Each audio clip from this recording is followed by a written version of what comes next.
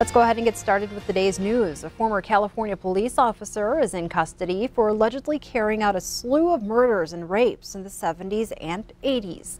72-year-old Joseph James D'Angelo was arrested at his home Wednesday after DNA allegedly linked him to some of the murders. The suspected Golden State Killer is set to be arraigned on murder charges in Sacramento on Friday.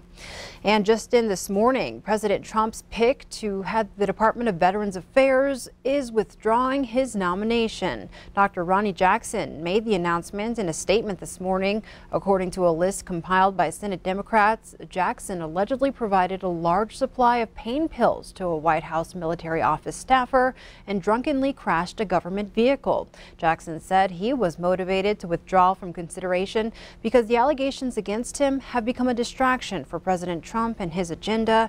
He still claims the allegations are false and fabricated. Turning to court news, a federal jury in Billings could not reach a verdict in the case against a man charged with a fatal stabbing in Lame Deer. 23-year-old Carrie Alden was charged with voluntary manslaughter for the death of Dusty Francis 2 years ago. Late Wednesday afternoon, the U.S. District Court jury announced it could not reach a unanimous verdict. Court documents state Alden and Francis were drinking together at a home on the Northern Cheyenne Reservation. Francis became angry with a woman about spilling nail polish remover and tried to drag her out of the house. A fight ensued between Francis and Alden, and Francis was stabbed 5 times. Authorities say Alden admitted to the crime. Prosecutors say they will retry the case. A Lame Deer man will spend less than 5 years in prison for beating a man to death last September. 23-year-old Derek Shoulderblade said he never meant to hurt Ozzie Wilson, who never regained consciousness after he was beaten in the head with a trampoline pole. On the night of the incident, Shoulderblade's car broke down and he went to Wilson's house for help. Another person at the home made a defensive comment to Shoulderblade, so he left. Court documents state Shoulderblade returned and knocked on the door. As Wilson exited the home, Shoulderblade struck him in the back of the head, causing brain damage. Shoulderblade entered a plea agreement to the lesser charge of involuntary manslaughter and received a 4-year prison sentence. Meanwhile, KTVQ and the Billings Gazette have filed to intervene in a court case involving 3 Billings police officers disciplined for having sex on city property. The media organizations are asking to be heard in the case after Judge Michael Moses sealed documents in the case on Monday.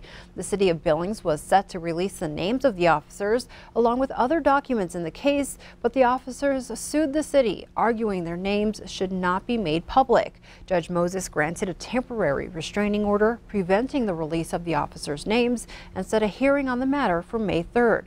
The filing by Q2 and the Gazette asked the judge to grant the news organizations a chance to make arguments in the case and to vacate the sealing of the documents. It also argues that by sealing the case filings, the judge violated both the state and federal constitutions. Elsewhere, Attorney General Jeff Sessions will visit Billings Friday to help draw attention to the drug crisis in America.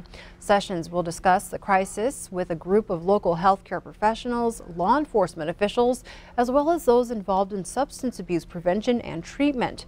Friday's meeting will take place at 1:15 at the Brimrock Foundation's main conference room. Sessions is scheduled to attend a similar event in Fargo, North Dakota Friday morning. This will be the first visit to Montana for Sessions in his role as a U.S. Attorney General. The Department of Justice refers to Sessions' appearance here as a formal speech and notes he will not take questions from the press. The Red Lodge canine involved in a custody battle between his partner and city has died. Drago passed away from complications during a routine surgery. His partner, Officer Mallory Cates, fought to keep Drago after the canine program in Red Lodge was terminated. Residents and supporters raised money for Cates to purchase Drago from the city. Cates says she's glad people want to memorialize Drago and that he was a cornerstone in the community.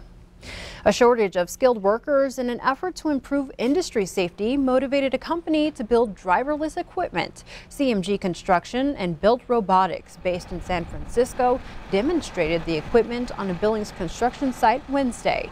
The two companies say robotic construction equipment is at a pivotal point, much like the airplane after the Wright brothers' first flight. The autonomous skid steer uses GPS and helps guide the machinery to level the land.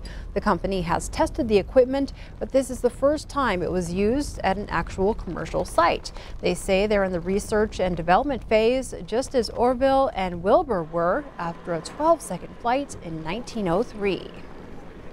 We're taking the first flight today.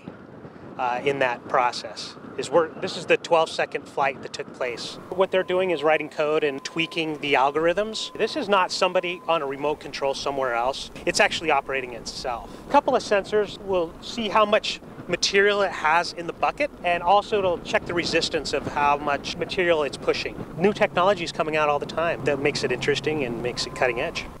Ed Walker says the person driving the skid steer would do a faster and smoother job, but he says it will get better, and Built Robotics expects to eventually use the technology on a big bulldozer.